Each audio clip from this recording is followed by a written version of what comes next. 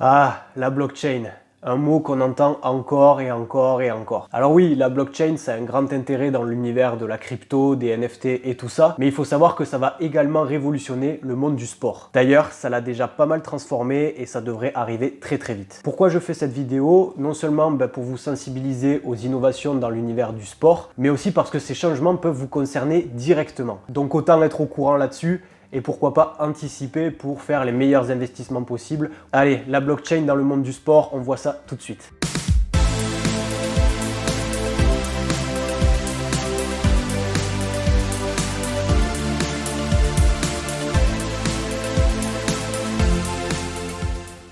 Il y en a, c'est Road to Millions, moi ça va être Road to Turkey bientôt je pense. Avant toute chose, il faut savoir ce que c'est la blockchain, parce qu'on entend énormément ce mot sur les articles, à la télé, mais finalement qu'est-ce qui se cache derrière ce terme très à la mode? La blockchain, c'est une technologie qui permet de stocker et de transmettre des informations de manière transparente, sécurisée et sans organe central de contrôle. Plus concrètement, en fait, c'est comme si vous aviez un grand livre qui recense toutes les informations et tous les échanges qu'il peut y avoir entre les utilisateurs de cette blockchain. Première application de la blockchain dans le sport, c'est tout ce qui va concerner les palmarès des joueurs, que ce soit des amateurs ou des professionnels d'ailleurs. En effet, la vie d'un sportif, elle est quand même assez intense. Il va aller dans plusieurs clubs, il va jouer un certain nombre de matchs, il peut se blesser, il peut avoir des performances qu'on peut mesurer, notamment sur l'athlétisme, les vitesses, ce genre de choses. Et ça, si on arrive quand même à bien le tracer jusqu'à maintenant, il peut y avoir de temps en temps des petits vides, et c'est normal. Il y a des systèmes d'organisation différents, des bases de données différentes. La personne, peut-être qu'elle est allée jouer ou pratiquer son sport à l'étranger. Et ça, le problème pour les recruteurs, c'est justement de retrouver un petit peu ces fils conducteurs pour faire les meilleurs choix, que ce soit pour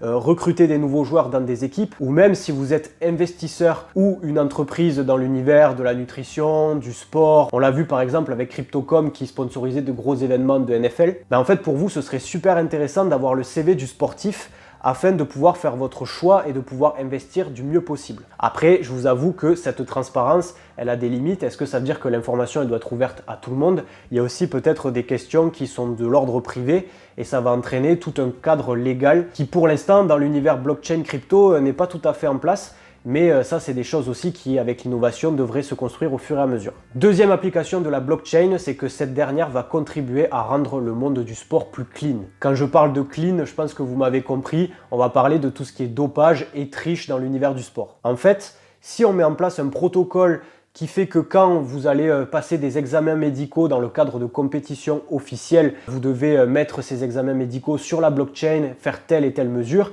eh bien, les tests antidopage ne pourront pas être falsifiés ou oubliés. Parce que là, tout de suite, tous les utilisateurs qui ont accès à la blockchain pourront dire « Attends, là, il me manque des documents, il y a quelque chose qui ne va pas. » Et ça, c'est des choses qui, dans l'univers du sport, peut-être un petit peu moins aujourd'hui, mais restaient relativement fréquentes. Des sportifs qui, normalement, devaient subir des contrôles antidopage, en fait, c'était pas le cas.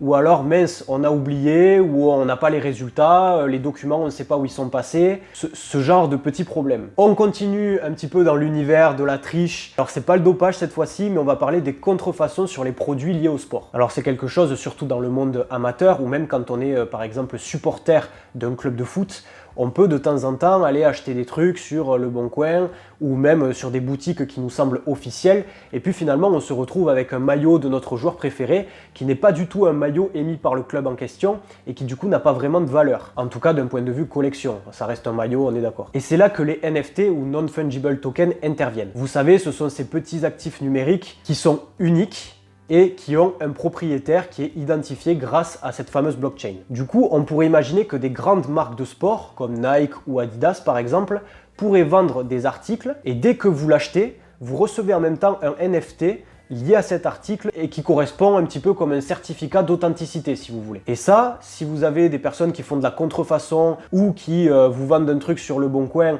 et qui n'est pas issu de la marque, ils ne pourront pas vous fournir ce NFT qui va avec. Du coup, cette invention des NFT, c'est quand même super utile et ça permettrait de lutter contre toutes ces fraudes-là. Je crois d'ailleurs que Nike a fait récemment un partenariat avec une entreprise Web3 pour fournir des hoodies en édition limitée en échange de NFT. Allez, sans plus tarder, on passe à la quatrième utilisation de la blockchain dans le sport, c'est tout ce qui va être analyse de données. Alors on est d'accord, tout ce qui est la data science, l'analyse de données, on n'a pas besoin de la blockchain pour pouvoir le faire. Cependant, les données qui vont être stockées sur la blockchain ont une certaine fiabilité et qualité, puisqu'il y a ce côté transparent et vous vous rappelez, il n'y a pas d'organe central qui pourrait bidouiller un petit peu les trucs ou en tout cas choisir les données à émettre et celles à conserver précieusement. Du coup, toutes ces informations, c'est vraiment une mine d'or pour les clubs sportifs, pour les investisseurs ou pour des entreprises médicales par exemple, qui peuvent faire des analyses, étudier des tendances et pourquoi pas créer des produits et des services qui répondraient à d'éventuels besoins. Encore une fois, il y a toute une législation derrière et il faut faire attention à tout ce qui est vie privée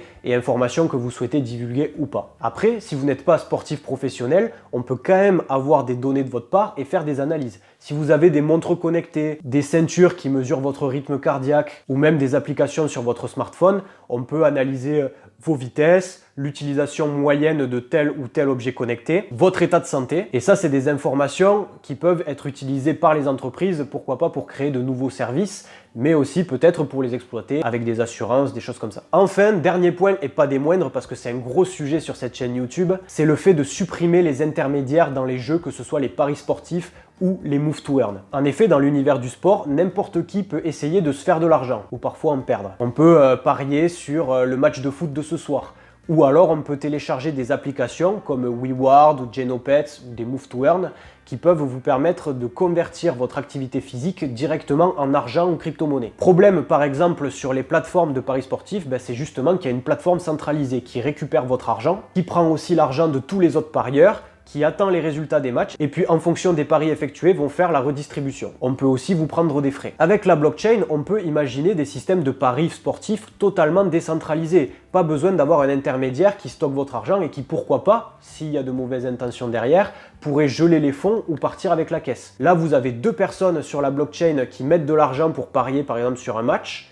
Il y en a un qui gagne et l'autre qui perd. Avec la blockchain, on sait exactement qui a parié quoi et combien d'argent. Et donc du coup, le perdant est obligé de payer le gagnant parce que sinon, on voit directement la fraude sur la blockchain. On revient toujours quand même à cette notion de sécurité, décentralisation et fiabilité en fait. Donc voilà, je viens de vous citer 5 applications de cette technologie au monde du sport, que ça concerne le sport professionnel ou même le sport amateur ou les personnes qui sont fans. Et encore, ce n'est que le début. Là, on voit déjà un petit peu les prémices, mais il y a encore plein d'innovations et plein de choses qui peuvent être faites dans ces secteurs. D'ailleurs, si vous avez d'autres domaines d'utilisation en tête, n'hésitez pas à nous le mentionner en commentaire, c'est super intéressant. Sinon, sur cette chaîne YouTube, on continue de parler de sport digital et de fitness finance. Si vous voulez connaître les projets prometteurs en lien avec le Web3 et le domaine des crypto-monnaies, n'hésitez pas, il y a plein de vidéos sur notamment des move to earn ou sur des projets sportifs qui sont susceptibles, je pense, de vous intéresser. Ah oui, et avant que j'oublie, j'ai créé une petite fiche qui récapitule tout ce qu'on a dit aujourd'hui. Du coup, si tu as envie de garder des traces et avoir cette petite fiche, il y en aura d'autres à venir et ça peut être intéressant de se faire une petite pile d'infos